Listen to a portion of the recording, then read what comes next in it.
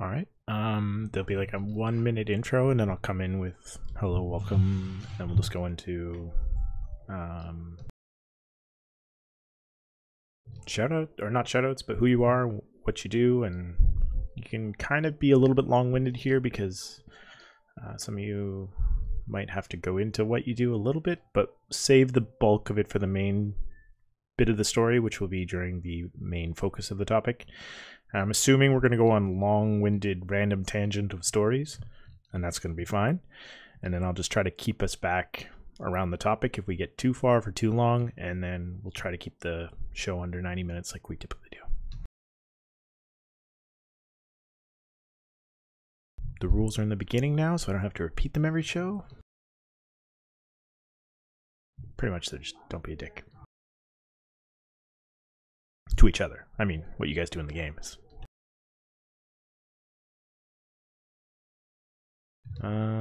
Any questions?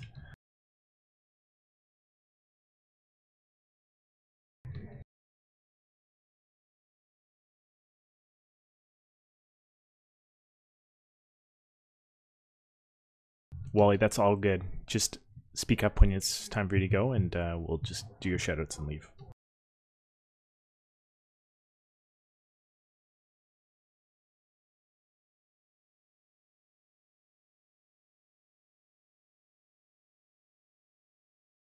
All right, going into the video.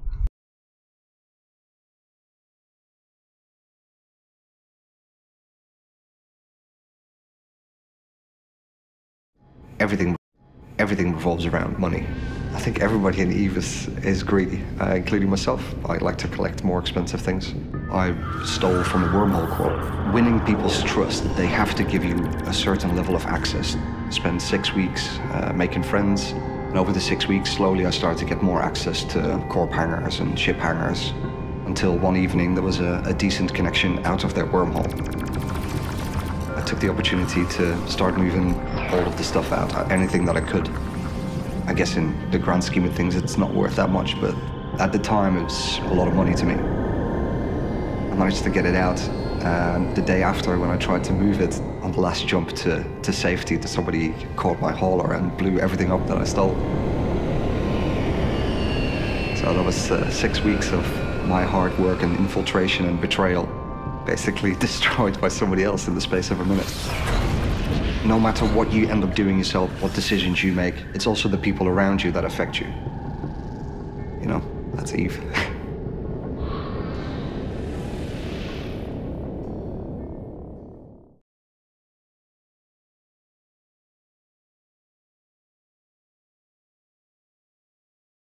All right.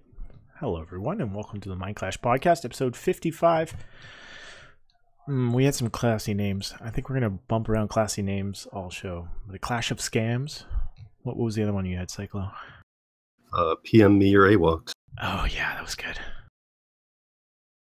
All right. As you can see, we are loaded to the brim with guests so much that I have to move everything around so it all fits. There we go. All right. Let's start at the top. Faylee, can you introduce yourself, who you are, what you do? Hey, my name's Faylee Freer. I mostly play and fly with Vendetta Mercenary Group in HiSec, and do a lot of war decks. Personally involved with a lot of ganking and other freighter-related fun stuff. So, yeah. Beautiful. I'm sure we're going to learn all about it in story time. Cyclo. I'm Cyclohexanol. I'm in the Rogue Capella Alliance, and I'm the CEO of the Dickwad Squad, which was started as a bit of a haven for scammers, thieves, and assholes. And it was generally meant to be EVE Uni for assholes. I mean, as much as I love that catch line, it feels like that's the catch line for EVE, but... Fair enough. Pookie Bear. I'm Pookie Bear. I'm in Goonswarm. I've been scamming since 2007, and in recent years, I've concentrated almost 100% on supercap scams. Beautiful. We'll see if you might be our richest person. We'll have to compete with Scooter McCabe, probably. Scooter. I do recruitment for Sundering. I also scam. through various means, from recruitment scams, super capital scams, space court, and all whatever creative skullduggery I can come up with. Oh, Space Court. Good times. Wally Mart. Oh, hi. I'm Wally Martz, director from Fate and Disorder. I've been scamming since 2009. Yeah, not really going to go into details, but lots of scamming. Secrets. Trade secrets. Beautiful. All right. Well, thank you all for coming this week. We will get through the Eve news of the week fairly briefly, because I know you all have amazing stories I'd like to get to as long as possible. Kale is probably shooting artillery off. That's the best guess we have. Maybe he might turn up. Maybe if his ears stop ringing, he'll join us. But I am Merdad, still with Iron Armada in Fountain, kicking out the TC Menace week by week. Yeah, I don't scam very often, but I have been scammed before. Yeah, we can go into that story if you want, but yeah. So Eve news this week. There's been a couple new updates coming to us just in advance of Eve Vegas. A couple of features have trickled out onto CC, and you can now go play with them there. The first one we're going to cover is the new UI showing content tracking for events, agents, resource wars, which is the new high-sec mission-style event coming in Lifeblood, asteroid belts, epic agent arcs, and signatures and anomalies, all of which we'll be able to find from a new flashy kind of overview menu, similar to the way they've revamped and updated the standings menu. Any thoughts on that, guys? Thoughts on the UI update that they're pushing out? The one that's all pretty that we saw on Reddit? Yes. I think it's fucking stupid. I think they wasted a whole bunch of time on that. Like, we have all these issues in the game. I understand that it's like a UI department. It's completely different from mechanics, but I don't know. It feels like a bunch of wasted effort. No one gives a shit about the map. I don't know anyone that actually uses the updated map anyway, so I think it's kind of silly that they're pushing that. Do you think it's useful for newer players who don't realize that out-of-game tools are the way to go and they have to struggle through the in-game tools for a long time? I can see it as an easy stepping stone for a new player to get assimilated with the map, the way that the map works in the game. However, the moment they actually get into PvP or they actually try to find some content other than trying to find an agent to make a little bit, like 10,000 ISK, once they actually try to do something to find out where content is, to find out where connections are in a wormhole, or to find anything at all that's useful, I think that's where it's actually going to fall back. Right now, it's fucking pointless. I don't know why they don't just hire people that say made Dotland, or just bring them on as like contract work or something. I mean, that's a decent idea. There's lots of groups who've made out-of-game tools, like Goonswarm has their own mapping tool, right? Yeah, and then before that, there was actually Goonswarm. I think it's now broken when they changed how they did UIs, but Goonswarm also had a tool that would copy your account settings from one account to another. So it was really good for if you're a multi-boxer, anything like that, because you could set up how you want it on one account and then copy it to all of your other accounts. And there's like a lot of little features like that that I feel should be added to the main game. Yeah, like I know I hate using the current map to find agents, and I think the agent finder is kind of garbage. I did like the ability that you could see where all of the epic arc agents are, even as an experienced player and someone who's chased down a couple of those epic arcs. The starting locations are only really searchable through like a Google search. And I think it's poor kind of gameplay if you can't find it through an easy in-game tool. I'll agree with you on that. That's the only part of the entire map of that entire gallery that everyone saw on Reddit that actually seemed pretty neat. You actually get to see how they're spaced out. You can see where you start. I think that is a good step. I think creating a map for PvE, just a high focus on PvE for new players, because PvE in the game is complete garbage. So I think doing that as a stepping stone will get people from other MMOs to come in. I do agree that EVE needs a huge focus on PvE because, I mean, 10 years ago, you know, there was a lot of alliances that were focused almost entirely on PvE, and so there was a lot more targets. And now, a lot of those groups have just disappeared. It's pretty much just now PvPers ganking other PvPers while they're ratting, and people rat and mine as an ends to a means, and you don't really have those people that are just targets because their focus on EVE is just almost entirely PvE. Like, that's the goal in and of itself. Yeah, you can almost tell that someone is baiting. Like, even when you find somebody who's in, like, say, a Hurricane out of place in low sec, you're like, oh, this is obviously a bait. Like, you can't trust that guy is just a new player or somebody from a high sec mission running corp who's just trying to go look for some better rats. Like, you instinctually know it's first bait, second some new guy, and you're actually surprised when he has 2 lasers, 2 autocannons, and 2 missile launchers on his, freaking Hurricane fit. I remember back in the day, before joining Goons, I was living in Osmondon, and my thing to make money was to hunt down gent cam miners. What I'd do is I'd show up in a double warp stabbed Badger, steal their can, and they'd stick their drones on me, warp back to the station, hop out, get into a Drake, go back to where I bookmarked where they were, tackle them down, blow them up, then salvage their stuff, and then take the salvage from their blown up ship and sell that on the market so I could fund myself. Yeah, for sure. That's a great way to get started. I mean, it's a little bit different now, but yeah, another feature that we've been playing with this week. Have you guys gotten out and got to do the current Warzone Extraction Agency event? I haven't, honestly. I need to, because I mean, part of scamming is knowing how to exploit game mechanics, but I've just kind of been taking kind of a break from you somewhat. When CCP changed over the forums, my way of scamming, along with Keepstars, kind of got put on. It's no longer workable, so I kind of need a new method. Well, if you haven't got a chance to try the Warzone Extraction, these are celestial anomaly sites out in space. They should be available on most people's overviews.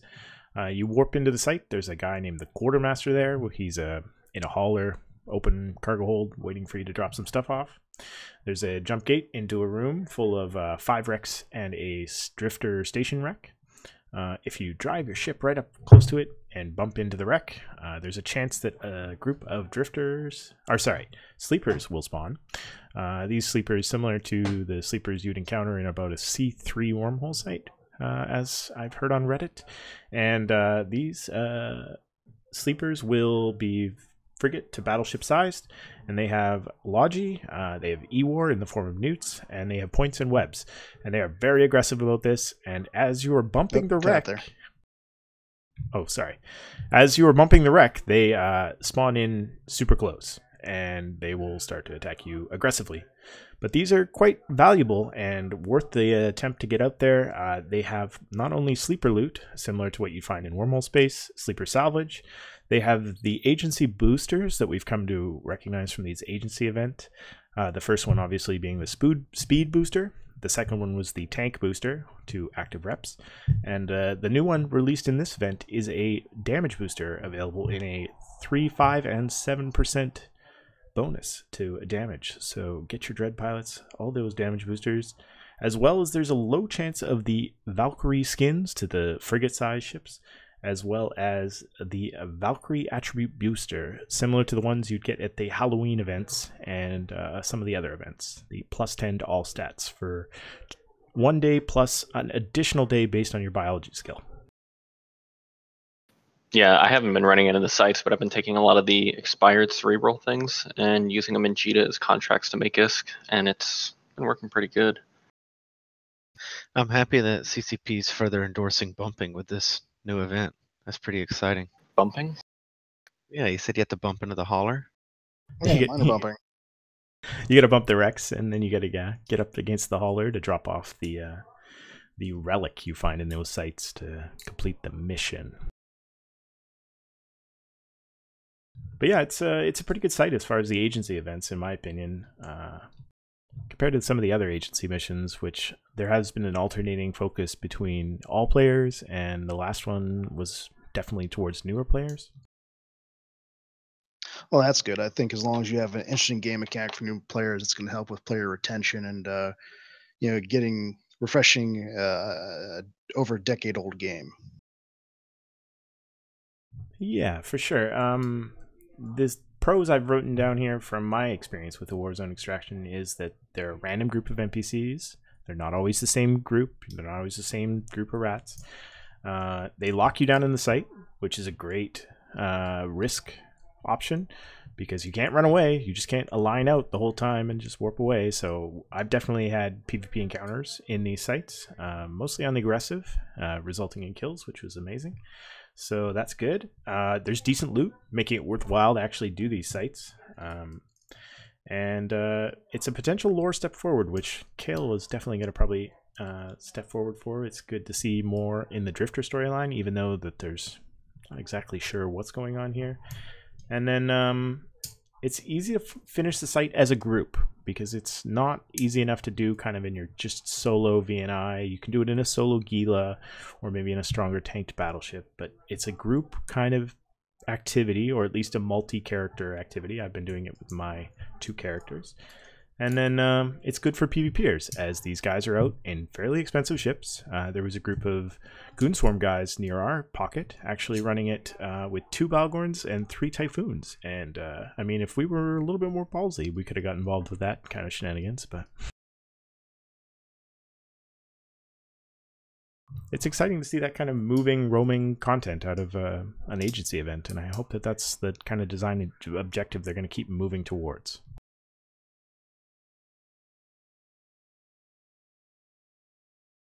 Yeah, hopefully maybe they be interesting if they carved out an area in HiSec where it's basically like a battleground, not like faction warfare, but actually like kind of get to experience Sov warfare in HiSec.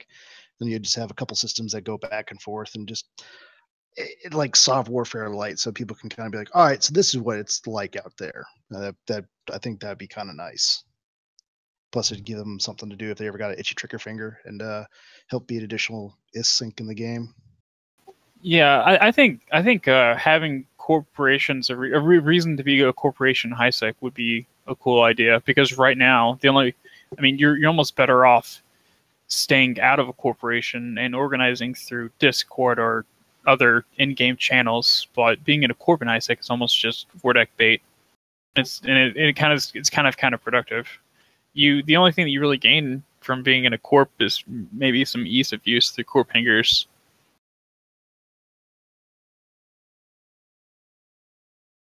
Yeah, it'd be interesting to endorse the full red versus blue system into a Sov warfare. I mean, the cons I have for this new agency sites are that the despawning of sites is kind of attached to the completion of the relic turn-in, which is not essential to completing the mission. This is directly tied to the fact that the second part of the agency is to kill 20 sleepers. But there are not always 20 that spawn per site. There are sometimes no sleepers that spawn per site. And then the last kind of crippling thing is that each sleeper killed does not count as a kill for your whole group. Even though when you turn in a relic, your whole group will get the essentially the dungeon completion result for that dungeon.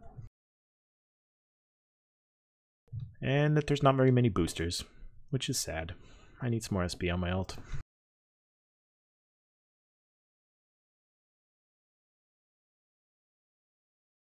Alright, otherwise, there are Valkyrie battleship skins to go along with this event. As you might have heard on episode 53, Valkyrie Warzone Extraction, the 2D expansion to Valkyrie, which is making it into a more Overwatch-style game off the 3D headset, the VR headsets. So anybody can play with those people who have VR headsets already or in the future upgrade to them. Valkyrie will be available to all players on PC, and I don't know about PS4. I can't remember. But yeah, to celebrate that, there's an Abaddon Raven Dominic's Typhoon ship skins with the Valkyrie logos all over those. So pick those up. They're fairly cheap, 110 plex each, and 400 for the whole bundle. If you are rich and you like your capital ships, the Grease's Pirate Capitals are available on CC to check out, all with their new stats, including dreadnoughts with fighters and all kinds of crazy abilities. We are assuming these are going to be attached to the Garista's shipyards. You excited for some Garista's caps?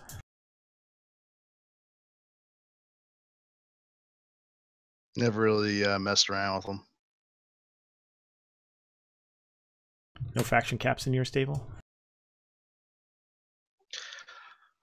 What do you mean, as in terms of taken? Well, possess, temporarily or not? Temporarily owned. I don't think I've ever scammed like I don't think I've ever scammed a faction capital. How long have those been out for? Just the 2 races, other than the Revenant, who's been obviously around for a long time. Yeah, Revenants you really don't see move around that much. I mean, the PL loses them, I know that much, but I don't see them really move around the market. Yeah, one of the problems with scamming Revenants and other faction capitals is that, at least for me personally, my main target is first-time super cap buyers. But by the time someone is going for a faction super, they'll probably have bought and sold their super and upgraded to a Titan, and then going for a vanity super at that point. So there isn't that level of ignorance there with how it's supposed to go down. Must be more sweet when you find an ignorant super cap pilot. Well, Pookie and I and a few others, we did that one thing where we had fake super sellers and fake buyers and sellers, and for 6 months we jammed up Kriba, so he was too busy chasing around smoke, and we went on a boost and we ripped off a shitload of people. Beautiful. It's funny that that's the middleman. You gotta screw up the middleman and then move on to the excess. Speaking of the middleman, the Eve Gate will be shutting down as of Wednesday. This is the out-of-game browser tool that allows you to search mail and interact with the game in limited functionality when you're not logged into the client. This will be closed down as of the 27th. Kale is pretty upset about this change as he uses the app quite often. This is not the Eve app, which is available on your phone and lacks a lot of the functionality that was intended for it. A little birdie told me that this app, the Eve app that we have, was outsourced to an outside company who had no idea what was going on within Eve. So when they developed the app and then handed it off to CCP, that was the product and that was what they got based on the information that was given to them. So the loss of EveGate is removing any functionality that you have outside of ESI tools that could be developed as far as reading or sending mails within the game, which are quite powerful, but maybe not up to the level that we expect of an easy to use tool. I really wish the app was a lot better. Like it has a really slick layout and stuff, but every time I go to my mail or anything like that, it always just like doesn't show mails. It doesn't allow you to send mails very well. EveGate was a really nice tool to have. Kale's telling us that Fuzzy Steve is perhaps working on a mail client, but yeah, I had read that on the forums, and that would be a really nice replacement. And me personally, I use EveGate almost daily, especially like while I'm at work to read and to send stuff. And to be honest, it's really irritating that it seems like CCP can't do things half as right as a third-party developer can. How come we have to have a slew of third-party apps just to be able to do basic level stuff in EVE Online that I think our developers should provide for us? That kind of goes back to my comment I made about CCP just should be more willing to hire on people from the community that are willing to work on it just as contract work. I don't know, and I'm not a programmer, so I don't know anything about it, but I don't know how feasible that would be. But it just seems like there's a lot of people that are really passionate about EVE, and CCP doesn't really seem to be, empowering them to help make EVE better. I mean, they could probably get these people for cheaper than somebody who doesn't care about EVE, because obviously there's that built-in fan base. So they could reduce their overhead, and it's a passion project, so they're gonna do their best. I mean, not too many downsides from that.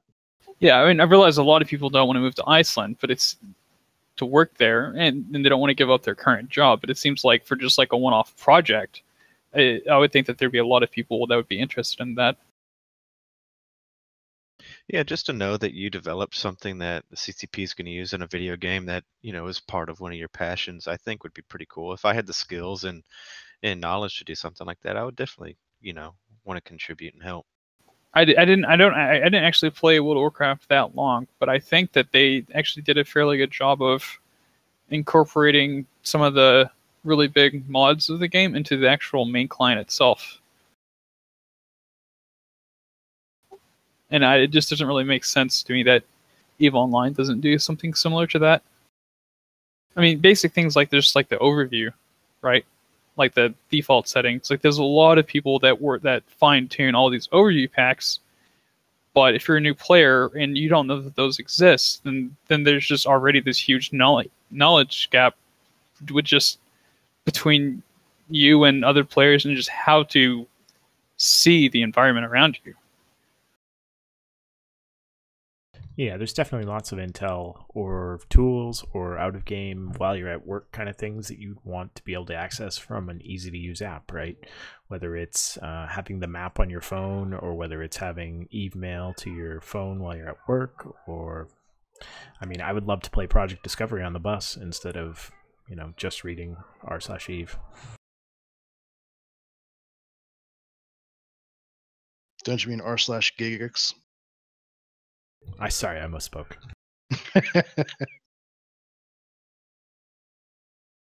Anyways, so that's going away. One little thing I missed in the week's news as I was rushing to get the notes together was that there is also a change coming to... Oh, it's now spaced on me. It's another new thing on CC. What is it? Bucket, can't remember. They're closing down Captain's Quarters. Captain's Quarters gone, long gone. Can't look at your own butt while in the Captain's Quarters anymore. I know, dude, it's horrible. The last remnants of the Vampire the Masquerade MMO have now been erased from history. Nope, probably not. Probably exists in some hard drive somewhere.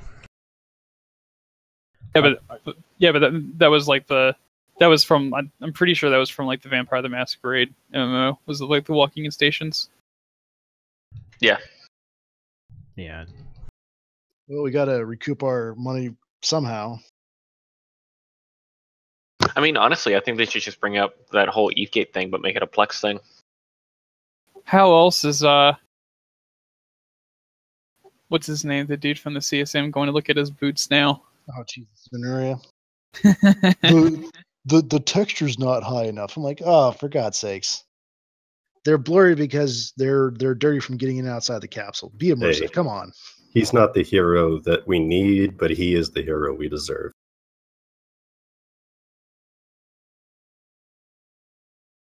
Alright, I'm going to gloss over this battle report unless anyone was involved in this fight. Perhaps Cyclo? Don't think I was. Alright, fuck it. There was some war in the south.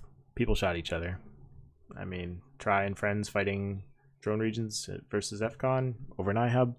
I mean, 400 Bill killed. Is that news? 400 Bill? Wait, did FCON actually show up and fight? Because that would be news. Wow. Applying nanite to burnt area. I don't know. Someone died. That's what Reddit told me, at least. I'll link to the battle report nerded.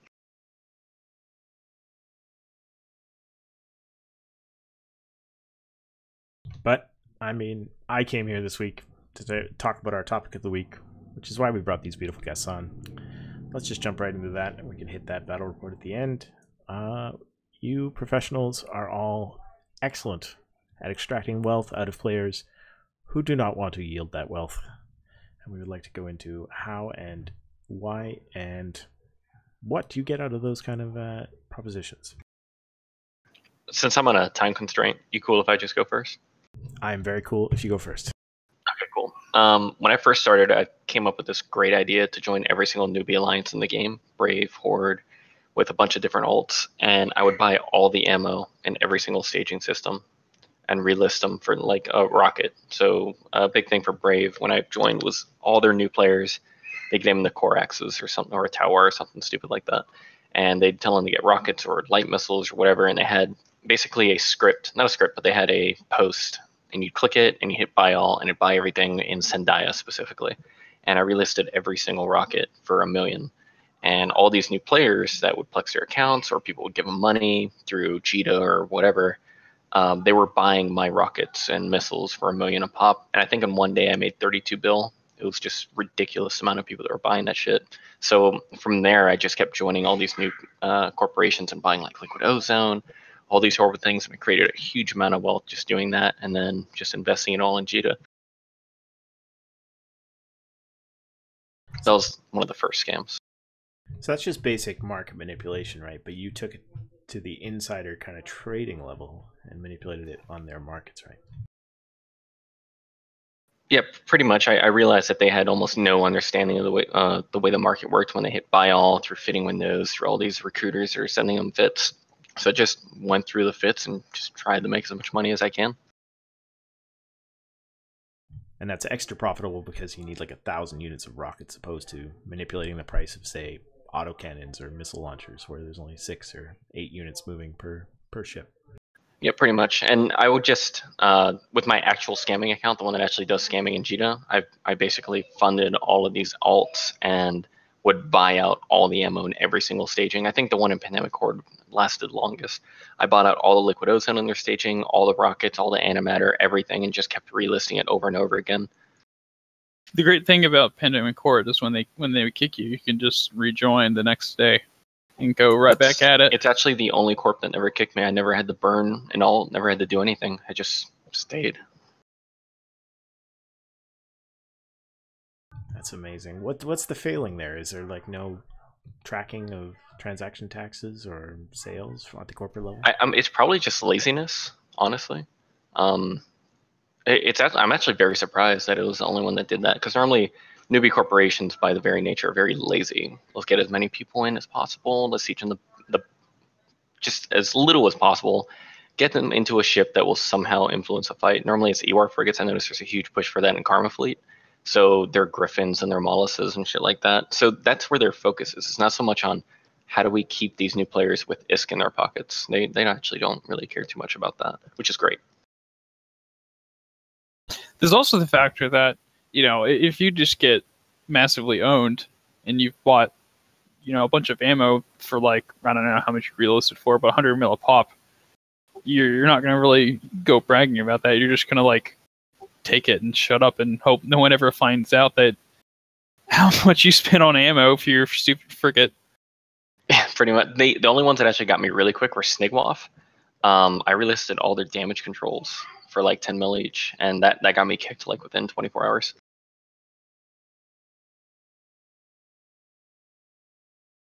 I'd like to thank everyone in Twitch chat for telling me I'm so quiet. So I'd like to take it back one step. All right, what do you guys consider a scam opposed to just theft or manipulation, or like what makes it a scam? Is there something about it? A scam, in my opinion, is where they hand things over to you willingly, where like a theft or an AWACS is, where you take it for yourself. I don't really think that there's a big distinction in Eve, because most of it is about, in some level, exploiting trust, whereas, someone handing over assets, or someone giving you roles, or someone simply letting you in the corp in order to manipulate their home markets. Because, there's no real thief. There's no real theft, right? Because like in theft in real life, that's you breaking into someone's house. But a theft in Eve is them inviting you into their house and giving you the keys to the castle.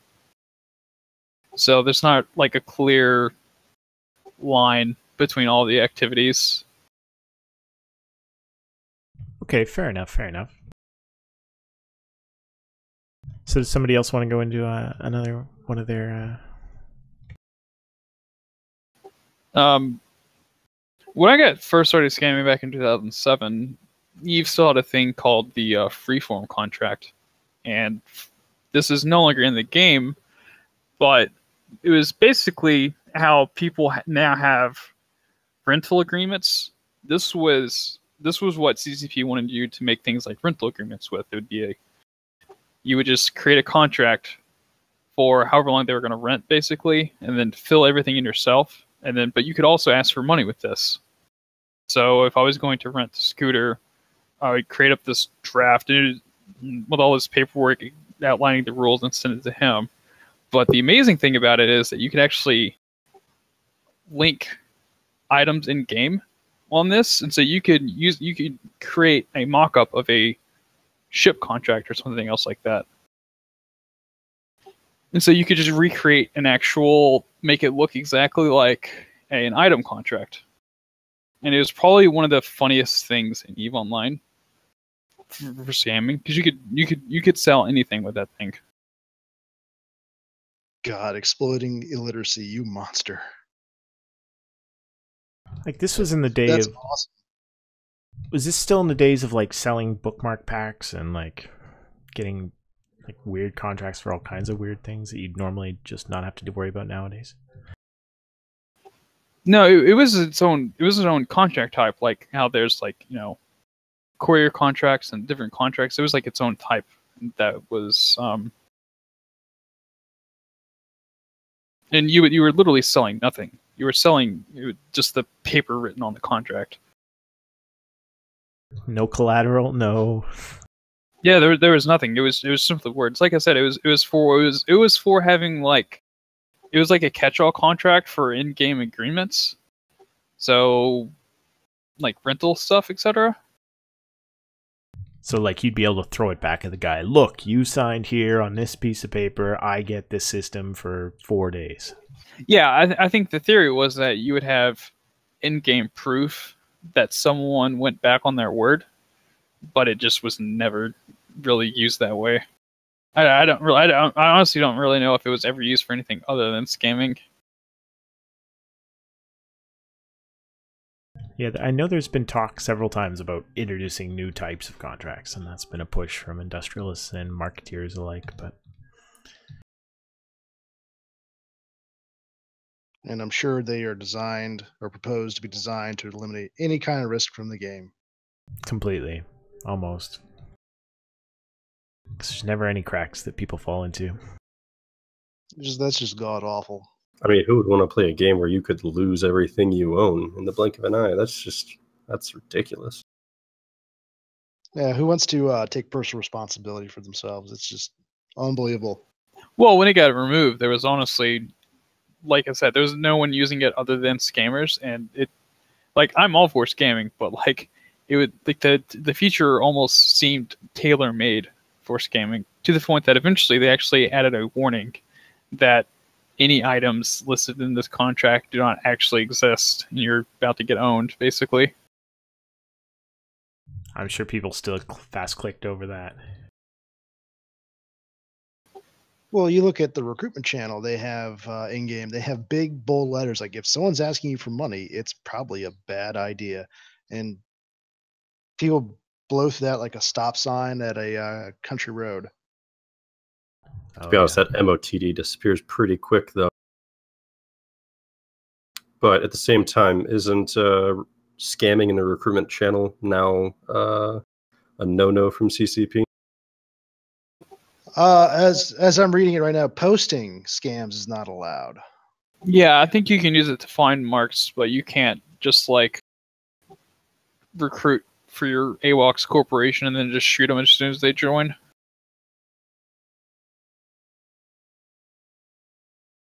Because yeah, it explicitly says scamming and posting scams in this channel is not allowed, but it doesn't say that you can't find targets there. Like CCP has all these very fine lines about what you can and can't do with a scam. For example, like you can't tell a player to give you Plex.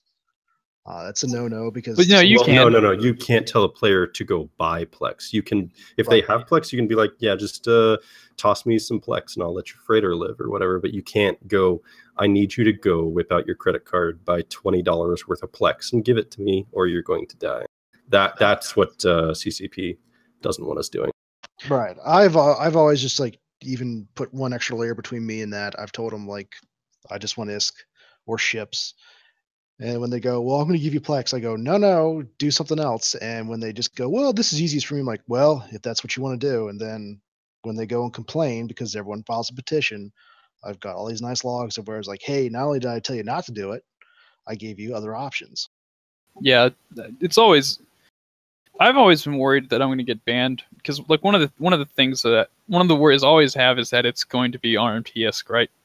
And so I've actually noticed that recently I've been scared of this being a thing for years, but I've noticed ISKAs are now like faking scams through like or market fuck ups to transfer risk.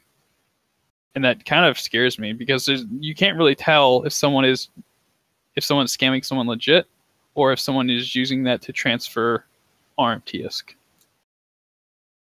So I've encountered like one situation where I was, I had someone at gunpoint and it asked for a ransom, and the only thing he said he could give me was Plex, and he immediately started saying, okay, well, let me get my credit card. And I just completely, through our conversation, completely ignoring the fact that he was going to give me Plex and that he was going to pull his credit card out. At that point, I was interested in his other assets in ISK, and I definitely think that it's really not something to play around with. Yeah, I agree. And actually, I used to, I don't scam using voice chat anymore, simply because I want the logs to be there to back me up. I don't want to be in a situation where it's my word against his. Like right there, if you'd have been on voice comms with that guy and he had then bought Plex to get scanned with, he could have easily said that you told him to buy that Plex. And that's a situation I never want to be in. There's also the sketchiness of using the third-party communication services to talk to scam targets and other targets as well. Yeah, that can get pretty interesting. One of the scams I did was a scam after the scam when someone had ISK left over for whatever reason or assets left over for whatever reason, just not accounted for or not handed over. People would always go on to like the e-forum and say, I want justice. Why isn't there like an in-game criminal court? So we would have someone contact them, tell them, hey, this isn't how we roll. You can actually sue this guy under our form of criminal justice, and we can provide you with a lawyer, and he'll have his lawyer, and there'll be a judge and jury, and we get him in there. And I was a child of the 80s, so one of my favorite TV shows was Night Court. So in the spirit of Night Court and Saturday Night Live, I ran Space Court, which was the only person taking it seriously was the plaintiff. Everyone else was just like doing cartwheels and bouncing off the wall. Boat did his best Few Good Men impression at one point. And just all but begging the guy to go, no, this is fucking fake as shit. And they go right to the end to where the surprise defense attorney, a Perry Mason style attorney called Ace Attorney Gabe Baby would show up and then countersue him for slander. And of course, the court would find the plaintiff guilty and then require legal fees and such. And that's how you get the rest of the stuff. Wow. Sounds kind of like the Court of Crime and Punishment on the forum. See, that's what's troubling to me is like, there's a rule about not using third-party software or, or whatever when it comes to scamming. But you look at exactly what happened with the judge or with any other kind of big heist or scam. I can almost guarantee that at any point, anybody that pulls off some kind of heist or scam has at least communicated with these people on Slack or TeamSpeak or Mumble. And so, how do you draw the line? I don't think there Well- is a rule against it. It's just the fact that if you do use third-party software to communicate, then there's not an in-game log, so it's just your word against his. Well, CCP's actually maintained quite the gray area here, and they don't really seem to tell people exactly where the line is with a lot of stuff like this. And it's much to the dismay of our kinds of players because we don't know where the line is that we shouldn't cross. And then people will just get banned randomly. But I don't think there's a rule against using third-party services. There's just kind of instances of people getting banned that we've known that we kind of avoid. The only thing that I know of is that there is a rule against the if you can't create a website that uses single sign-on or whatever that's called, SSO, I believe. Is that correct? Yeah, I think so. Yeah. You can't use those websites for scamming, but you can use websites that require API. Secure sign-on or whatever they're called, those specifically are not allowed to scam with.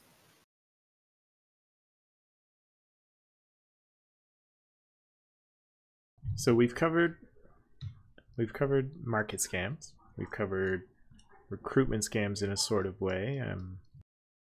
I know I was a victim of a recruitment scam back when I came back to the game after my second break. Test recruitment scammed me for approximately half of my assets, or all of my assets and half of my net worth, which probably was under $1 billion-esque at the time, and I couldn't figure out why that they wanted to do that, and they just didn't want another pilot in their group. But I didn't know what a scam was, and I learned pretty quickly after that. Recruitment scams are probably the most brutal scam in EVE because you can take someone for everything that they own.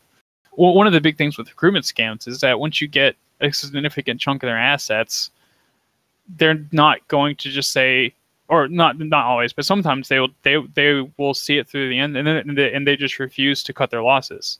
They've already given you half of everything that they own, and so if you tell them that, you basically insinuate that the only way that they're getting the rest of their stuff back is if they see this through to the end, and you can just leverage their assets that they've already given you for the rest of their ISK. Yeah, there's a fallacy there. I can't remember what it's called. Sunk cost fallacy. That's it. Yeah. Probably one of my favorite scams that I've ever done in EVE Online was a recruitment scam. It was a husband and wife and their roommate that all wanted to join Goonswarm. And we talked on the one day, like the first day, I didn't really reveal the scam yet because you don't really want to give people too much time to think about it. So like once you've kind of tried to put your hand in their pockets, you kind of want to close as soon as possible. But I had built up Goonswarm. And so the next day, the wife and the roommate are at work. And I guess at the time, the husband was either, he didn't work that day or he was unemployed. And long story short, he gave me everything that he owned, everything that his wife owned, and everything that his roommate owned. I cleaned out all three of these people. And it was probably the maddest I've ever made someone in EVE, because the wife got home and she was just yelling at me, because I was a shithead teenager at the time, and I was laughing my ass off. She was yelling at her husband because he logged into her account and gave me everything that she owned. Damn. Did you report him for account sharing? No, I didn't. I didn't want to be that big of a dick. Actually, I might have. I was like 18 at the time, so probably that did. The ultimate scammer move. Damn, that is deep to get the 3 accounts from one. Oh man. Yeah, so just imagine coming home from work and you want to relax and mind, and your roommate has given all your stuff away. See, I always find recruitment scams like that pretty interesting, and obviously, I mean, I've read a lot on the Goonfleet forums, and they're actually really entertaining. A lot of the chat logs, but I only have literally one instance of experiencing sort of a weird recruitment scam. And it was when I first started doing war decks, I found a guy that basically took half of what he owned. And he had blown up someone's POS in high sec, and so I assisted in the war and ended up killing his orcas and was shooting at his POS. And anyway, so I ransomed him for to not destroy the POS and to end the war. And I made him pay back the cost of the tower, and then he started paying moon rental in high sec to the victim. And I came back maybe 2 weeks later and was just going to check up on next month's rent. And he expressed a distaste for high sec. And so, I figured this guy was an idiot one time, maybe he's an idiot again. And so I told him, well, that's strange. Me and some friends are about to go start a thing in nullsec, and we'd really like an industrialist to kind of bolster, what we're trying to build out there. And long story short, we ended up getting this guy to buy several things off of a shopping list and hand them directly over to us. And I think one contract was like 7.5 bill, and another was 3 or 5 bill. But anyway, the grand plan was I had his API and I saw what assets Iniski had remaining, and the plan was to fake on TeamSpeak, a third-party program, about we were going to jump freight everything out into nullsec and set up our new home. And so we're on TeamSpeak, me and a couple of my friends, and we're pretending to light a Sino and jump a jump fader in. And then all of a sudden, we sort of snap into this role-playing mode where the jump freighter got tackled by pirates. And part of the ransom was for us to hop in their TeamSpeak, and he was going to ransom us on TeamSpeak. And so the pretend pirate told us to hop in the TeamSpeak, and we got him in there, and we told our mark that me and my partner had already sent a couple bill in ISK, and we were trying to drain him of everything, and so we kept getting him to send more and more ISK to the pretend pirate. And anyway, it was a really interesting experience to basically kill an idiot for the second time, and get all of his stuff without firing a single shot or actually doing anything in game. Yeah, that is quite impressive. Like, there's no PvP encounter where you're gonna take a guy for his whole worth. Like, I mean, there are those encounters, but they're generally in high sec, and it's their blingy mission boats or what have you. I had a guy pack all his belongings into a jump freighter and had him jump on top of VFK station back when we were living up in Declan. did he accept corp invite yet? No, he came in neutral. The best way. Yeah, Goonswarm, they don't actually. We're specifically not allowed to let people into the alliance and then scam them. Part of the reason is that because people would be idiots and they would let in an AWOXer or something else like that. Fair enough. Yeah, I know when I was in Imperium for a long time, and yeah, we always talked about scams within the channels, but we never had anything occur within pulling in people. It was always external alts and external operations. It's funny though, because you can always come up with reasons for people to do for people to do what you want them to do. One of the reasons I always use to get people to do stuff, like to jump to my Sino while they were neutral, was because of either war decks, or you tell them that if they're neutral, then it'll make it harder for people to hunt their jump freighter because they won't know where they're going, etc. Basically, if you want to scam, you kind of just need to build up, almost like as you go, you'll just accumulate different reasons for people to do what you want to do. Such as, like I was saying, with like the keeping people neutral. I'm sure Scooter's the same way, where we both have kind of like a library in our minds of different reasons why someone should not join the alliance before they jump to our Sino. Yeah, the concept is referred to as lateral thinking, where you're going for an objective and suddenly you may find yourself, hey, this linear route I'm following isn't going to work. So I've got 6 other things I can do that allows me to progress up in that direction, and I can keep moving over and over and over. Right. You get forced onto a trail you weren't exactly planning to get stuck on, and all of a sudden, yeah, booby traps.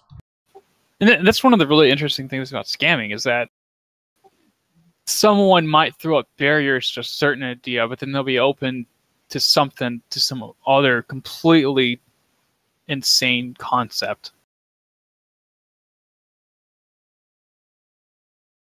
Pookie, I think you'll agree. Good cop, bad cop. Yeah, that's always a fun one to do. That's exactly pretty much the same concept with what I've been doing. And granted, I'm not like the first person to like bump and dual freighters. It's obviously an old thing. But I think, in the last 2 months, I think I've proven that it's insanely profitable. But yeah, like having your bumper play the bad cop and he's the dirty, nasty ganker, and then having an alt that comes in to swoop the day. I mean, to me, the type of I guess it's it depends on your definition of what a scam is, but to me, working on people's emotions, putting them in a situation that makes them feel completely hopeless, and then exploiting that, with a one way out. You're either going to die or you can accept my help. To me, it's just really neat. In a lot of instances, it's just ignorance of mechanics. People think duel and think like maybe World of Warcraft, where your duel ends when you hit 10% health.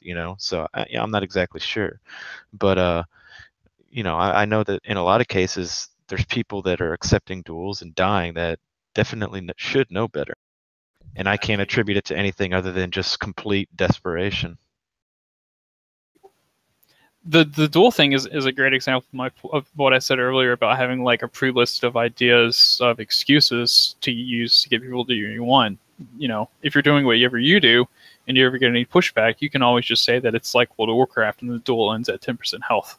So I physically can't kill you. And they probably don't know any better. And if they're in the heat of the moment, they'll probably go, hey, that makes sense. You allowed to do that? I always kind of shied away from lying about game mechanics because I didn't know if that would be passable. Yeah, unless there is some rule that I do not know about, I've never heard of any such rule.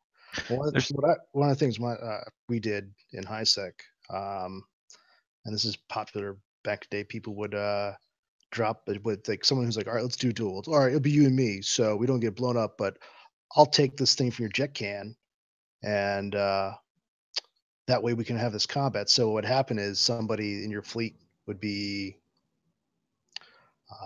if they weren't checking to see if you're in a fleet, people in your fleet would be in the system, or they'd be in the next system over. You start the fight, you get the tackle on them, and all of a sudden, because they drew aggression against you, your folks can come in, and all of a sudden it's 5-on-1, and you throw down a beating. So, Phaley, you kind of went into the surface level on what you do yourself, or what you've been recently doing. Could you go through one of your more exciting stories and tell us how you do it, kind of step by step? Well, for the most part, it's pretty retarded, and I mean, it's a lot of bumping.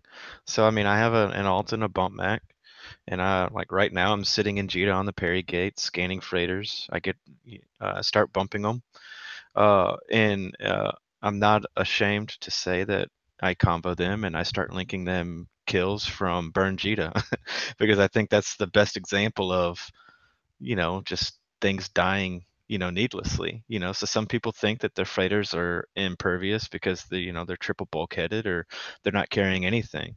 But link them a couple kill mills is just some ridiculous cases of people being ganked while they're empty or low value or tanked, and then they'll start listening up.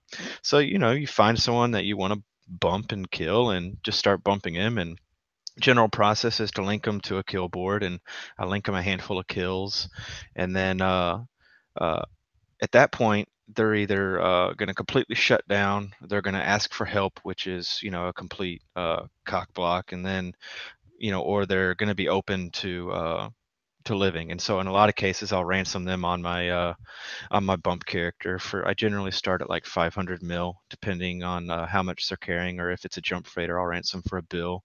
But at that point, I generally wait a few minutes because I figure if they're going to be open and receptive to help, that they're still kind of in shock, trying to realize why they're not able to warp off. And so from I guess my Weber guy, I send them a mail because I figure they're already bombarded with information. The last thing they need is combo request spams. So I send them a mail that says something like, "Hey, I saw that idiot ganker was bumping you on the gate. Do you want help?" And so I wait a couple minutes. If they mail me back, I immediately combo them. If they don't, I wait a couple minutes and combo them. So if they take the combo, I always say something like, "Hey, do you still need help?"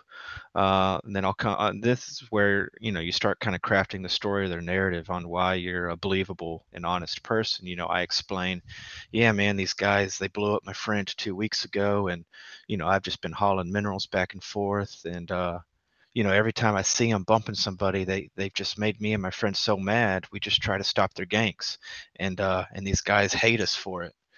So that does a couple things. That makes him think that we're victims, and that makes him think that that I'm able to help him and that I actually can affect the outcome of his bumping in some way.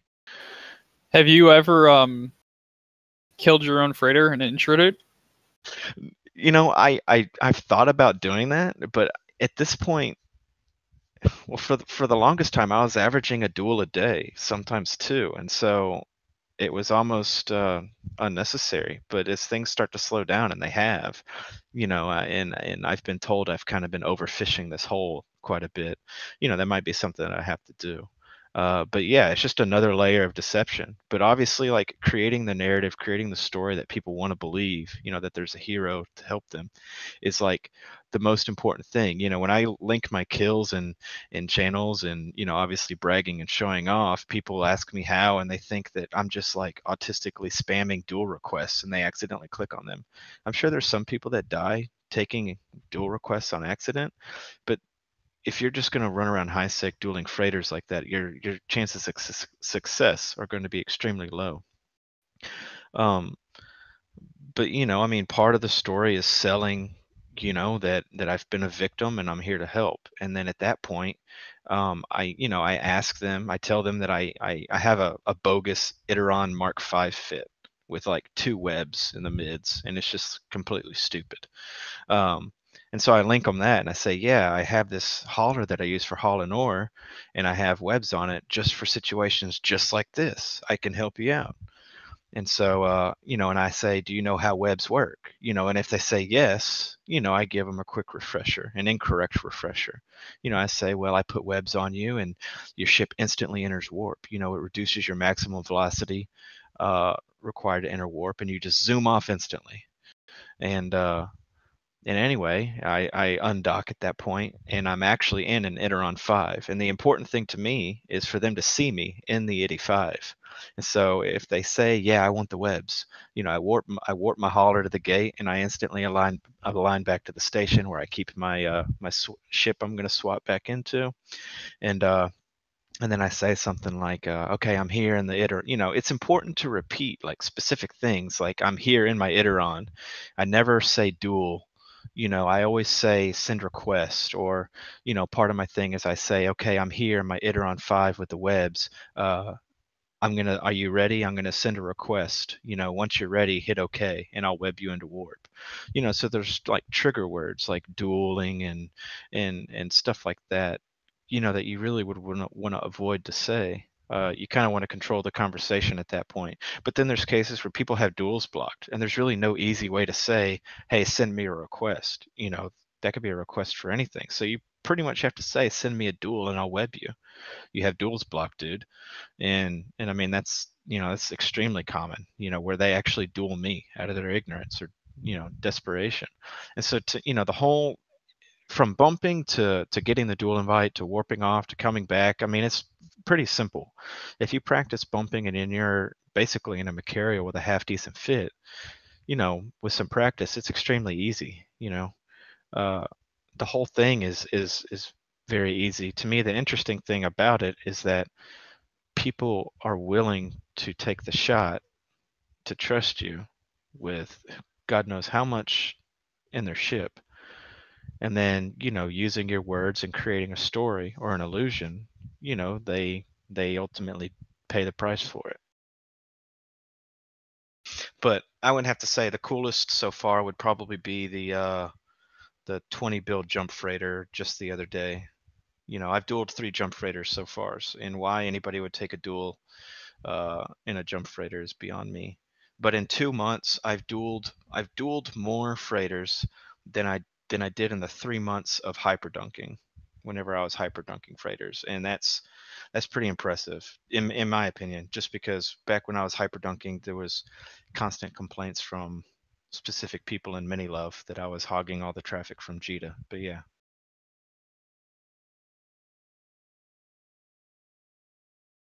So yeah, hyperdunking is a little bit different than scamming, but do you want to go quickly into what that was? Basically, it was just the repetitive boarding a ship while you're in space as a criminal out of a bowhead. It was previously possible in an Orca, but Globby, once the bowhead was released, the issues with the Orca was the limited space of ships and how many ships were required. But once the bowhead was released, it seemed almost instantaneous. Globby was hyperdunking freighters, but it was, basically you bump a freighter off grid of the gate. Which most of the time was 250 kilometers. So you'd bump them on the other side of the grid wall, and then you'd warp your bowhead and your ganker there. And it was just the repetitive action of ganking in a bomber or whatever kind of ship you wanted to use. And then you'd pull Concord off the grid. You'd wait for Concord to get off the grid. You'd reboard your ship out of the bowhead. And so it was a whole process of keeping the bowhead aligned at the perfect speed towards the freighter, bumping it at the perfect speed. You couldn't bump it at maximum velocity because you'd bump it out of the bowhead's distance and your ganker's distance, and then obviously your pod. You had to factor in your pod being able to catch up to the bowhead as well. Anyway, Globby was pretty much the mastermind behind that. Within the first week of him doing it, I just became so mesmerized. That was around the same time that I first learned how to bump freighters, and so it was definitely something that I was interested in, and he was helpful enough to show me how to do it. So, but yeah, I mean, people haul ridiculous amounts of stupid stuff in their freighters and jump freighters. But my best hyperdunk was a 50 bill Imperium alt, FCON alt, in a jump freighter, which is kind of silly. Dang. The scary thing about that was before Rex had their HP buffed, and so we would me and my partner that I would do it with on occasion. We actually had people watching us on, they had found us on a different grid and were watching us do it, and they tried before we could manage to scoop the loot. They tried on 2 different occasions to pop it, but with Concord being on grid, and I don't know what they were doing or how they could have messed it up, but they failed to pop the wreck twice. But the funny thing about it was 25 courier contracts all packaged up into one plastic wrap. So when I scanned them, it was just one plastic, and is what I saw, and I decided to go for it. And then whenever it dropped, and then we finally loot it, and then I see it's 25 of them. I mean, that's enough to have a little heart attack. So, dang. All right, so there are a couple other types of scams that I know we haven't covered. I don't know if anyone has any experience in any lotteries or ISK doubling. ISK doublers. The big scam that I did was I used the forums, and what I would do was I would post like a generic service thread, and then I would fill the thread with positive reviews saying great service, would use again. And then after a page or 2, I would then edit in the scam. And so, because if you just immediately said, hi, I'm Yagoon, who's a third party, you're going to get dogpiled with people saying that it's a scam. But if you post like a generic service saying like, I'll deliver ore packages or whatever, and then you build up positive reviews, and then after you get 2 pages, you then edit the scam. Now all the negative reviews are buried way at the back, and people have to go looking for them. And that's how I use that to do my super capital scams, and I did that for years. And what's really funny is that ISD would actually, for like the first 2 years, they would edit out other people calling me out because they were the ones that were breaking the rules. I was an honest businessman, and they were filling my thread with off-topic posts calling me a scammer. Those damn ISD. Hate them. Any other really deep ones like Ponzi schemes or shares? I've never done super deep scams like that. Most of mine tend to be shorter term. I have done infiltration scams, but even that tends to be a bit shorter term. I've never wanted to do the longer term stuff. This one isn't particularly a scam, but more of a theft. At one point in my gaming career, I was probably like 6 months to a year in, and I had gotten an alt into, with the help of a friend, I had gotten an alt into a renter corp and gotten trust, and they quote unquote dubbed me the like head of PvP or head of military of the corporation or something like that, and ended up giving me hangar access roles and things like that. And I was supposed to be their defense for mining ops and things like that. And there was about 30 billion worth of ice in their corp hangar. And this was in Sov Null, where it would be hard for me to get that out, but we didn't have station access with anyone but me, and I couldn't fly like a freighter or a jump freighter or something like that. So what I ended up doing when none of them were online is I had this guy, well, he recommended that we do this, but he brought in his jump freighter, and then it was just sitting right there on the undock, and I would undock a little Taro, drop a bunch of ice for him, dock back up, get some more ice on dock, and it took a very long time, but we cleaned out the entire hangar. Yeah, that's pretty funny. Yeah, the funny part is if they had logged on and undocked and seen a jump freighter just sitting there on the undock, it would have all been over in a very, very horrible way. Shuffling stuff over. I once had a guy that I caught on a roam. He was hauling, I think it was out in drone region somewhere, and we jumped through a wormhole, found him, killed him. We're surprised that he didn't have anything in him, but he had a locked secure container on him, and we were like, okay, well, this is too big to move in any of our combat ships. And then he messaged us, hey, that's a locked secure container. Do you want the password? Sure. Yeah, we'll take your password for your locked secure container that we just stole from you, from your wreck. And then we had to like bring a hauler out, load the secure container, haul it back to our station, and then unlock it with the password he gave us voluntarily to unlock like the 200 mil loot or whatever was inside it. Why? I to this day I have no clue. I call it broke brain syndrome. One of the on a similar topic, there was a goon that would actually, back when Chinese IS farmers were a big thing, there was a goon that would hunt them down to find their anchored can farms where they would store their loot, and he would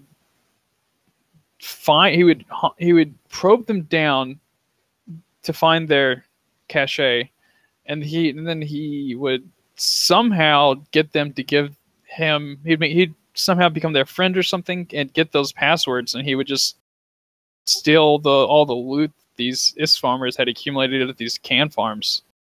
Probably like convince them, like, oh, let me help you out, and I'll just throw some stuff in there for you. I honestly don't know how he did it, but it was probably one of the more unique things that I've seen. That's Just doing God's work right there. Yeah, fucking over IS farmers as well as taking their stuff. Sorry, Scooter, you were saying something about broke brain syndrome?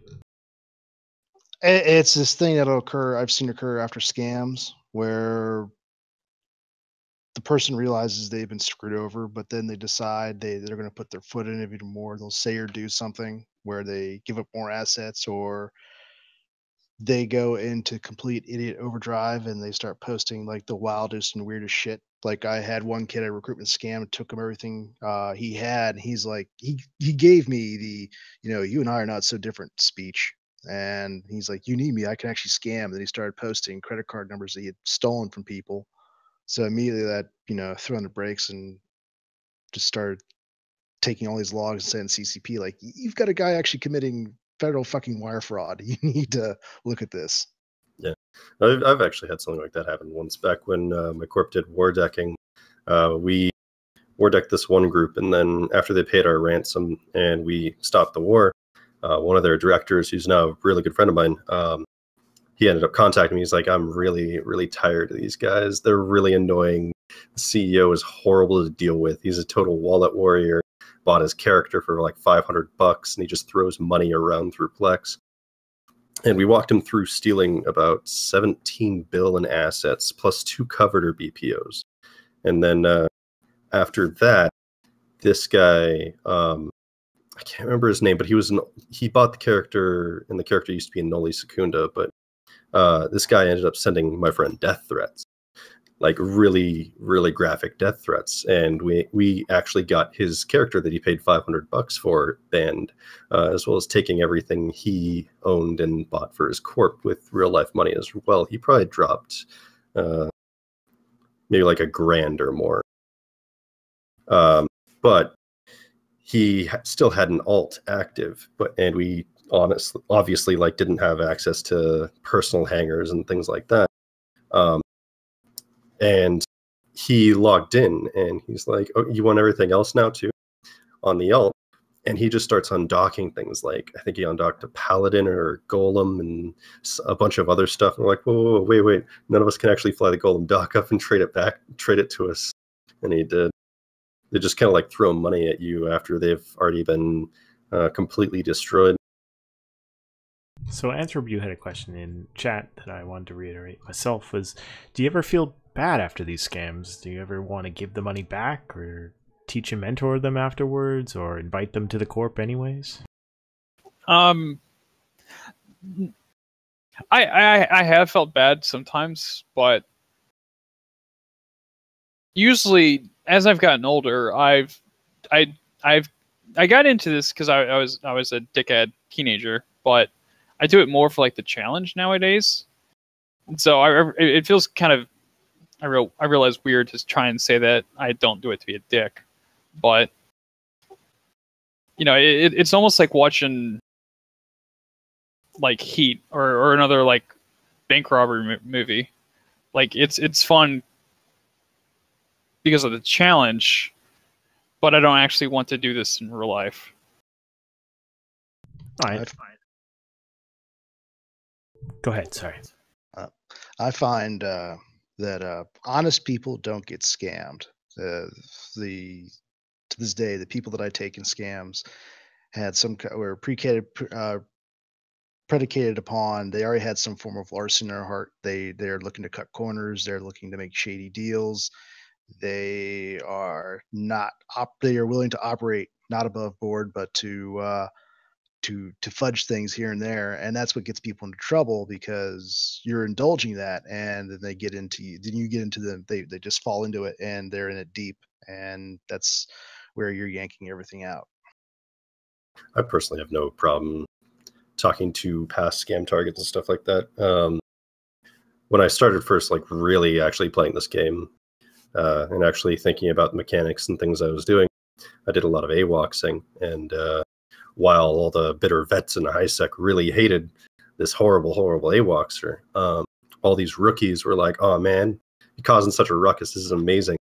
And like, even if I'd killed them, I'd take them aside, I'd be like, are you interested in this? And if they're like, yeah, I'd teach them how to do it, point them to several websites that would walk them through scams, AWOXs, and just general things about EVE that could keep them in it. But I mean, there's nothing bad about keeping up with your past targets.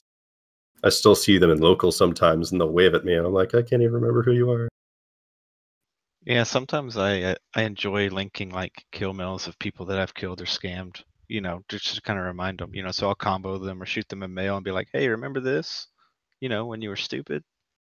But I generally don't feel bad. There's been times where I felt bad. And one of the times was recently with that 20 bill jump freighter. The dude said that he was like Skyping his daughter and he only gets to talk to her like once a month. And so it was kind of like, oh, you just let me do this to you. Why are you playing Eve?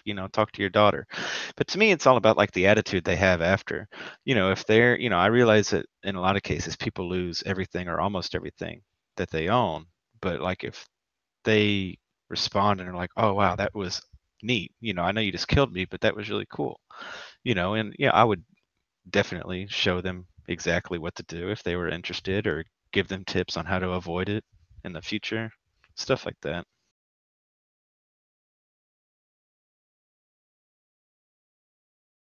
Yeah, sometimes I feel bad when I like in PvP when I just kill a new guy, and often you can tell by their fit that they're just a brand spanking new newbie. And sometimes I'll reach out and like, hey man, you shouldn't fly out here.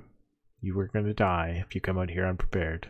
But See, I don't feel bad when that happens, but I'll definitely tell him, bro, you suck, and I'll throw him like a couple million ISK or something. Be like, go fly something better. That's some tough love right there, bro. You suck. Take some money.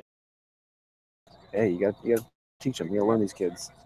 nice brown pants. Go buy some new ones. Ha. I mean, how does scamming and what you learn from essentially manipulating people's egos or inability to read the finer points of a contract or understand that you're being manipulated in a conversation, how does that bleed over into your real life? And do you find that it helps you figure out when businesses are not trying to sell you the whole bargain? Or Oh, most definitely. I'm paranoid. Not paranoid, but okay. It's like so I got a phone call from I got a phone call from like someone that was pretending to be like my bank. They were asking for personal information, and like I kind of immediately realized that this was a scam. And also with like the whole fake news thing that's going on right now, if I see an article, I'm immediately going to want to look for the source. And if they claim to be a doctor, I'm going to, be curious. Okay, what are you a doctor of, and from where?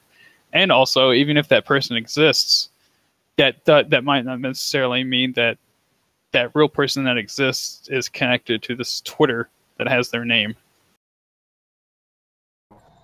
Yeah, anytime somebody that I know, like even my wife, she'll share articles. Sometimes she'll say, hey, did you look at this? Can you believe that they're doing this? I'm like, did you actually look at the URL?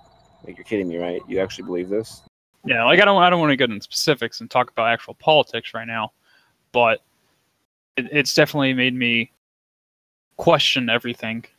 Oh, you're just more cognizant. Yeah, no, I'm not saying like I'm not saying I'm a conspiracy theorist or anything, but I'm not going to take anything I'm not going to look at an article and read the headline and then immediately believe it 100%. Yeah, you're skeptical. Yeah, skeptical is a good word. I feel like with all the time I've spent in Eve, at least, I kind of take that for granted as well. Like whenever I hear about somebody getting scammed by something like that, it's just like I don't understand how these people could fall for it. But I guess if you spend so much time in this this video game here, you just kind of look for things like that.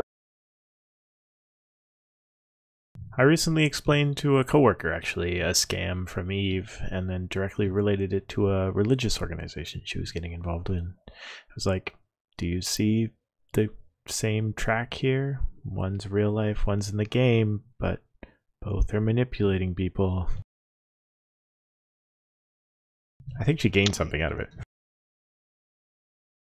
I had a guy last year that was sent a scam, and he was making people click on links to stay in his corporation so he could put it towards like a Jim Jones co-op community he wanted to start up. And that was some extremely bizarre shit. Just drink the quaif, man. Is that the guy that all of Eve came together to completely destroy because of what he was doing to New Bros? Wasn't he a new bro scammer and he was farming them in his corp? Oh, that one from a few weeks back. Yeah. Right now, well, he'd been gone for a year. I thought he was banned. He showed up again. Darkness took him in, but I got in touch with them, and I've been sitting in a Cloaky Tengu, and they boot him out the airlock. He has his terms for surrender because he's going to make a full accounting and apology to a lot of people he's shitty to. So there's no better friend, no worse enemy than a goon. Yeah, I kind of want to have time to go through that story, but it is well documented in text. It's quite an interesting anti-hero story from the insider point of view, thinking that you're going to fleece the corp and then turning that around into being the hero that saves the New Bros.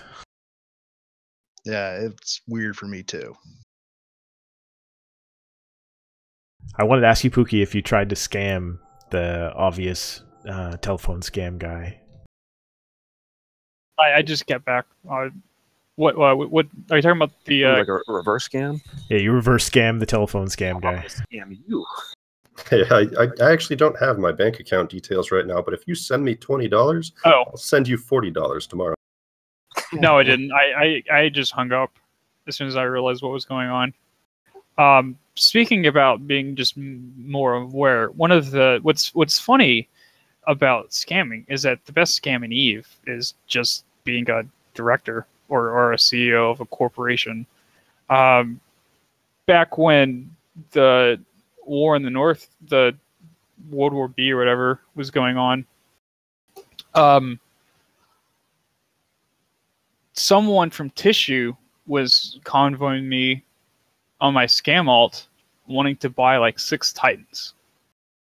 And and it was so funny because at the time they didn't have any SRP, and so running an alliance is the biggest scam of all time, because they were looking to drop 500 billion on Titans to hand out to, I guess, their top leadership, and they weren't giving dick all to their line members.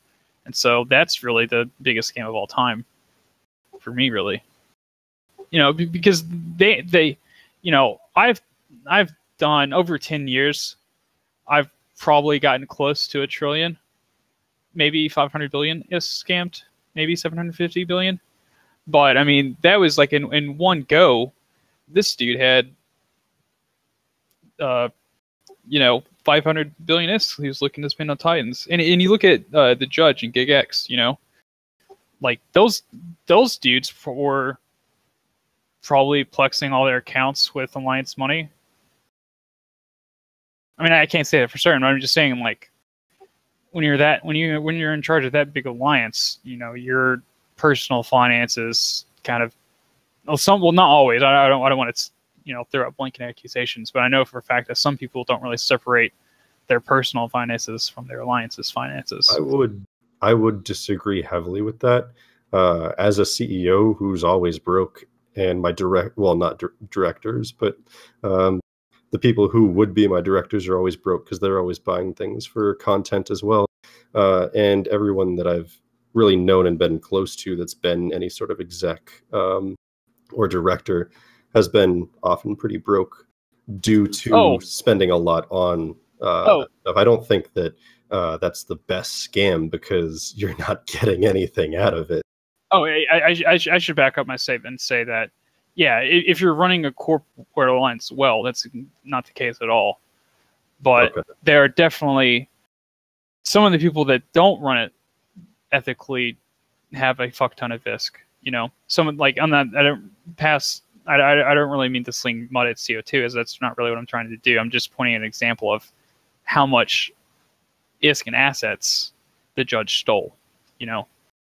Like, as a scammer, I can, like, he's probably, I think, what did he get, close to like $1 trillion or something like that?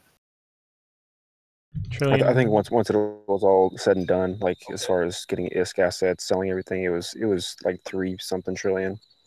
That's my point. Is that this that I've stolen almost kind of pales in comparison to his one big heist.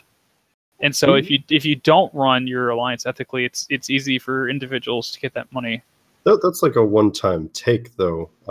He was a Diplo, and he put a lot of time and effort into that alliance as well. And the way I understand it, that wasn't his plan from the get-go. It just kind of started to happen. Much as the story I told earlier, he got tired of his leadership, and he's like, you know what?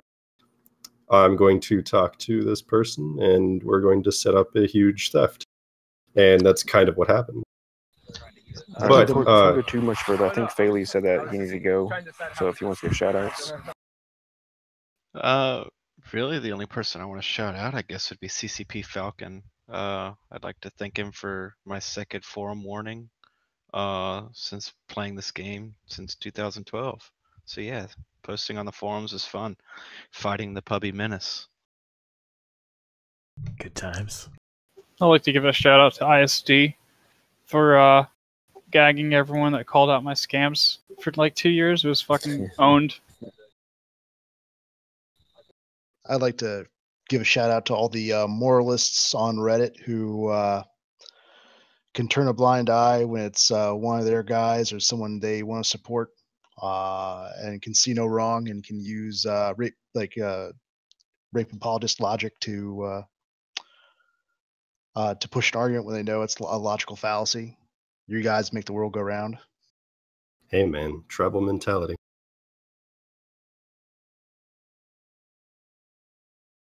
All right, Cycler, you want to grab a shout out before we go into the closers? Yeah, I got a couple shout outs this time. First shout out, of course, is Mind Clash Live. Make sure you subscribe on that YouTube channel. That'll be Kale Decadence's YouTube channel to catch up with the podcast that you missed. And Mind Clash has also got its own Twitter account now, so go ahead and follow Mind Clash Live on Twitter and get good updates there as well. I'll go ahead and toss a link in Twitch chat and Discord for that. Yeah, I've got to figure out some way to change the YouTube channel. I'm going to work on that tomorrow.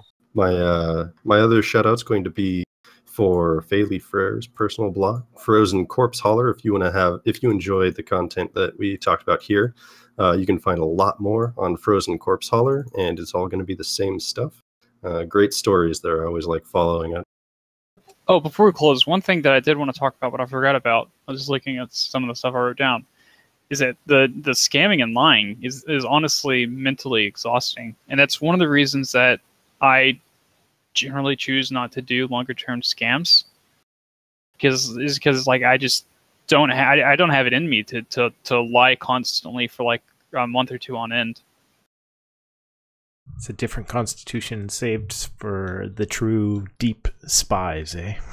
Yeah, so I've always wondered if, like, you know, people that are in the CIA, like their mental health, like if they're if they have to be on a certain level, like almost like a psychopathic tendency, or they're just kind of like mentally fucked up on a certain level from just lying constantly. Because I have to take breaks. Like I'll scam for a bit and then I just won't do it. Or if something's wrong with my like life at the time, like if I'm not like, you know, like slightly depressed or something, like it kind of fucks with you to scam and like lie. At least me personally. Yeah, we'll have to have a show on with some of the more dedicated spy masters and deep corp kind of spies, high-level spies, and I'll definitely ask them that question: how it fatigues them mentally to hold up multiple personas or to hold up the facade of a loyal member. Yeah, because you can't. You're going to get the Mittani and the judge all here at the same time, right? Mittani is definitely some sort of a certain level of sociopath, but like in the best way possible. I have some people in mind, but yeah, some of those kind of people.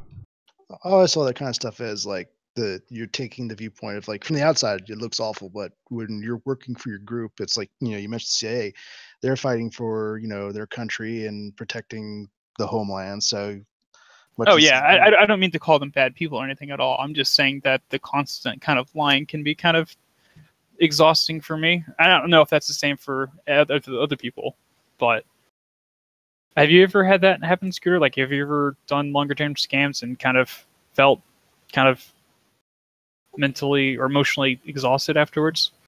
Oh, well, Yeah, I definitely get exhausted. Like I did debate through high school and college, and I was an award-winning debater, and got pretty far. But after every like, tournament, where I could have like 5, 6, 7 rounds a day, and each round is like about an hour. And once the tournament's over, I got that trophy. I was elated, but I would fucking collapse in the hotel room. It was literally just being on all the time. And then it's like it's over. You go out and you have dinner with your team, and then I shit you not, you're back in a hotel by 6:50, and I was out like a light. It's a mental exhaustion, opposed to the physical exhaustion you would after like doing a physical job. Same thing after a really tough physical job. Just want to hit the hay as soon as you can.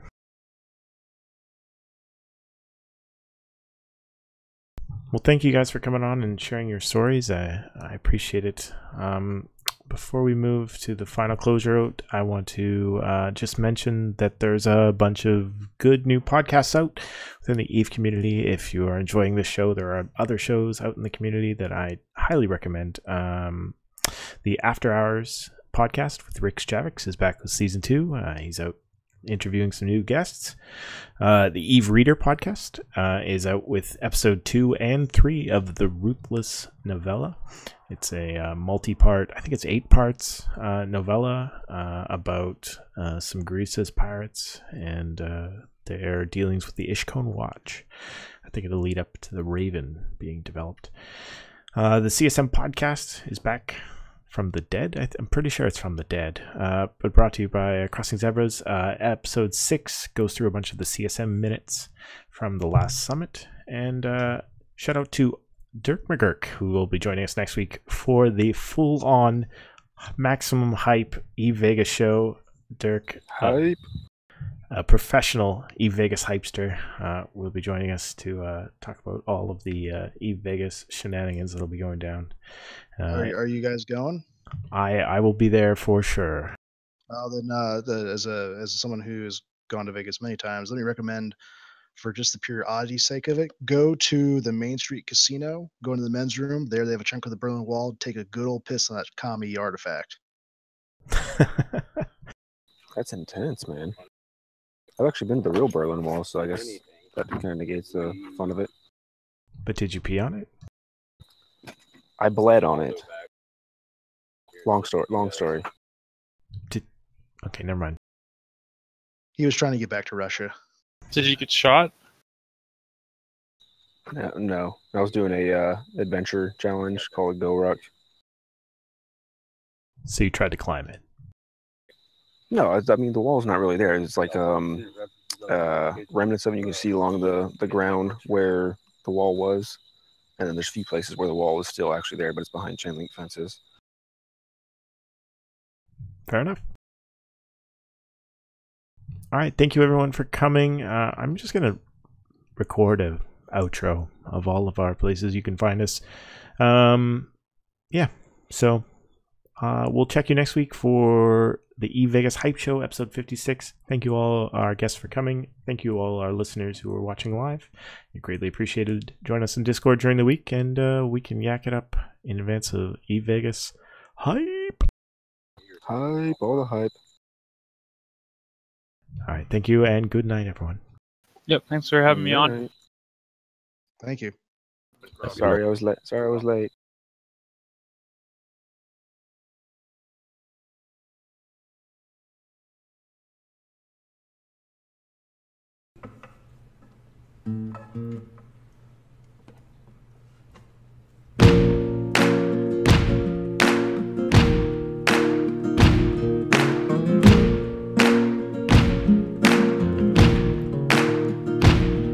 You can fly safe for a long time, fly safe for a long time, fly safe for a long time. Sooner or later, judge will cut you down. Sooner or later, judge will cut you down. Go tell that pious traitor, go and tell the content creators, tell the badgers, the bees, and the backstabbers. Tell them that judge will cut you down. Tell them that judge will cut you down.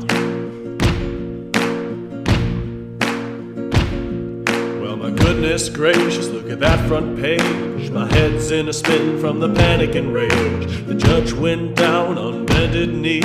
He gave up the empire to Mittani. In the dark of night, he locked up the gate. Became goon vengeance in a twist of fate. He says it's done for the greater good because he didn't do it, then someone would. Go tell that pious traitor. Go and tell the content creators. Tell the badgers, the bees, and the backstabbers. Tell them that judge will cut you down. Tell them that judge will cut you down. You can fly safe for a long time. Fly safe for a long time. Fly safe for a long time. Sooner or later, judge will cut you down. Sooner or later, judge will cut you down. You may think that you're thick as thieves, fighting together in wars, flying together in fleets. But money talks and yes can sing, and greed will make a loyal man topple the king. You can fly safe for a long time. Fly safe for a long time. Fly safe for a long time. Sooner or later, judge will cut you down. Sooner or later, judge will cut you down. Go tell that pious traitor. Go and tell the content creators. Tell the badgers, the bees, and the backstabbers. Tell them that judge will cut you down. Tell them that judge will cut you